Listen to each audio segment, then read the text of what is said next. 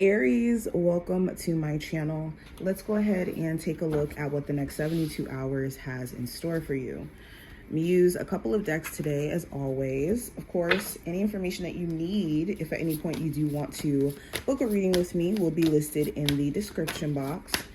And if you're new here and you want to see future readings, of course, make sure that you subscribe so that you never miss a beat whenever I upload here on the channel, okay? Let's see what's going on, Aries. What does the next 72 hours have in store for Aries? Sun, Moon, Rising, and Venus placements. What does the next 72 hours have in store for Aries, Sun, Moon, Rising, and Venus placements for the next 72 hours? Aries. And then we're going to pull like a 6-card spread. Aries, Sun, Moon, Rising, and Venus placements for the next 72 hours.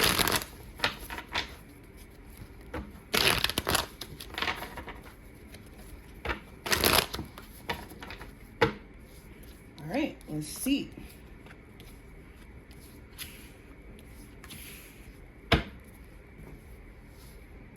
So let's start with the spiritual messages for this time frame. So the messages we have. First card, it says, practice gratitude to reveal the good in your life. So the message here from your spiritual team, there's a lot of times where we feel like there's more that needs to be added, or there's more that needs to be implemented in our lives in order for us to be, or experience in our lives for us to feel like things are going well. And practicing gratitude in the midst of not having physical evidence to back up a good mood is more powerful than waiting for events, items, temporary things to happen outside of us to give us that sense of happiness or gratitude, okay? Being happy, being grateful in the midst of not having everything is really a superpower. And that's how you stay in a space of bliss and happiness long term, because you don't need things to determine your sense of happiness. And practicing gratitude could make you feel a lot more accomplished or like you're making progress, and keep you from this perspective of I need to constantly do more and more and more because I'm not enough, when you are enough. We also have be as gentle with yourself as you would with a friend. So some of you have been beating yourself up in regards to mistakes you feel like you've made, or things you feel like you should have approached differently, or things you feel like you should have known and you didn't know until now. You have to be gentle with yourself and make sure your empathy doesn't extend so much for other people, but it doesn't extend anywhere for you, because you will then go into a cycle of self-sabotage or self-doubt because of it. Now let's go deeper. Oracle cards we have here. We have the Mirror, which represents reflection. We have the Key, which represents opportunity. We have the Moon, which represents emotions. We have the Heart, which represents love. Oracle card here, it says, trust in divine purpose. This experience has divine meaning. Healing will come. Know that you are on the right path of growth. Other oracle card here, it says, no, now is not yet time. This is not the divine right time to take action. Please be patient. The opportune moment is approaching. And we have rest and reconsider. And last oracle card we have is refusing to see. So there's a lot of cards talking about reflecting. A lot of you may be sitting and asking yourself some important questions around some sort of new career opportunity that you're pursuing, and whether or not you feel like, this is for you, or if you feel confident in your performance. You could be trying your best to maintain your emotions outside of work or outside of your career endeavors, because you could see how it does influence your performance, or just overall how you show up. It also talks about you kind of sitting with your thoughts in regards to a romantic connection. You could have feelings for this person, but there's things that are unfolding, whether it's, this person going through some things in life, or them pulling away, or you guys having, different opinions or perspectives on things, whatever the circumstance may be.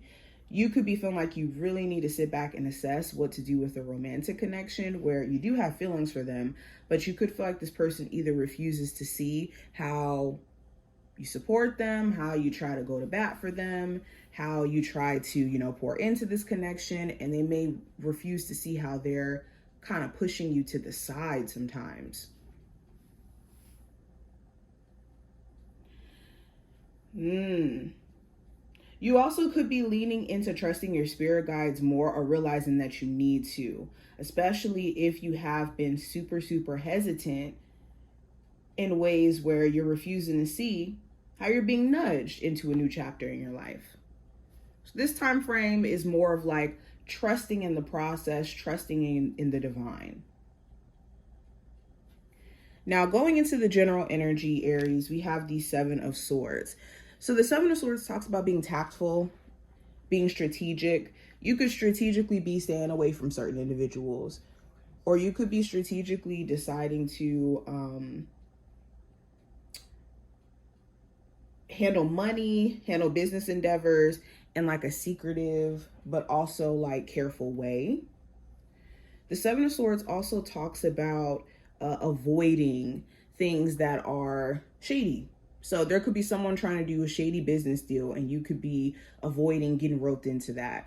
Or you could be avoiding somebody who seems like a liar or someone who's just dishonest.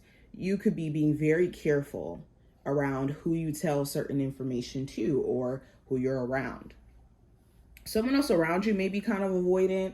This could be a love interest, a friend, where they're not talking as much or they're not reaching out as much, or when you're reaching out to them, they're not really saying much. And you could be wondering like what exactly happened, especially if there wasn't really a conflict before they started to get kind of avoidant. Now, going into career and finance, I have the Ace of Swords. So the Ace of Swords talks about communication, information that's finally extended to you. So if you've been waiting to hear back from certain jobs, you could be finally hearing back from them. If you've been waiting to get an answer in regards to whether or not you got the job or if they're going to move forward with you, you will get that answer as well. The Ace of Swords also talks about having a conversation with the higher ups. So for my Aries who do have an existing job, you could be talking to the higher ups about potentially giving you a raise or potentially moving you to another department, or just expressing yourself in regards to things that you've been feeling or thinking. Again, the Ace of Swords talks about a plan. So you could be planning things financially for yourself and trying to be a lot more careful with how you're spending money. Spending with a purpose is kind of what I'm getting. Now, going into love for Aries, we have the King of Swords. So you could be dealing with a Gemini, Libra, or an Aquarius romantically. Doesn't have to be any of those signs, but there's someone who, for my singles, you're like willing to get to know, or you've been talking to, you've been getting to know them, but you could be wondering like, okay, where does their mind lie at? And mentally, does it make sense for me to actually date this person? Are we equally yoked? Do we have an understanding here? These are the types of questions that you have. For my Aries in a relationship already, you could be wanting the truth from your person, wanting to know like, hey, are you being honest about certain things? Or are there certain things that you're leaving out?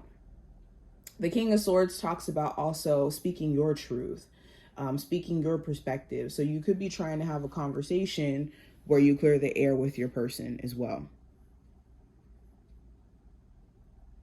Now, going into the advice for you, Aries, for this time frame with the High Priestess, it's important that you're using your intuition. Okay, your intuitive muscle is going to be working during this week or 3 days. So your intuition is going to be alerting you in regards to what you should go towards or what you should avoid. So listen to your intuition. Also, if you are planning anything, plan it in secret. Pop up when your plan or when your project, whatever you're working on, is done. Everybody doesn't have to know your plans long term. Now, possible challenge you may run into, Aries, we have the Page of Swords. So the challenge could be small talk. You could be dealing with somebody and it's small talk, a lack of depth in regards to what's going on, what's happening, and it could be leaving you questioning and having this air of like, I don't know what's going on. For others of you, the Page of Swords is like suspicion. The challenge may be that you're very suspicious of somebody or somebody is moving suspicious. You could have like certain ideas, but you're extremely unsure about them as well. The Page of Swords is like, I would like to explore this, or I wonder how that would go. But overthinking could kind of kill the possibilities of things before it really gets off the ground. So be mindful of that. Also, someone who's very petty. There could be someone who likes to start verbal arguments or likes to kind of swing their sword or say whatever they want to say whenever they want to say it. So someone may be very confrontational during this time frame. Now, outcome of this time frame, Aries, with the Devil card, you could be addressing any negative attachments that you may have, whether this is to certain habits, whether that's, smoking, drinking, certain habits of feeding into certain negativities, or the habit of going back to a toxic relationship. The Devil card is negative habits or negative attachments, addressing those things. And the Devil card also, there could be a Capricorn of significance, okay? Or somebody who you could have a sexual relationship with. You could be questioning whether or not you want to continue that relationship with this person, especially if it doesn't seem healthy outside of that. But yeah, Aries, this is what I see. I hope I gave you some insight in regards to what's going on during this time frame. If you enjoyed, definitely thumbs up the video and subscribe, and I will see you in the next one.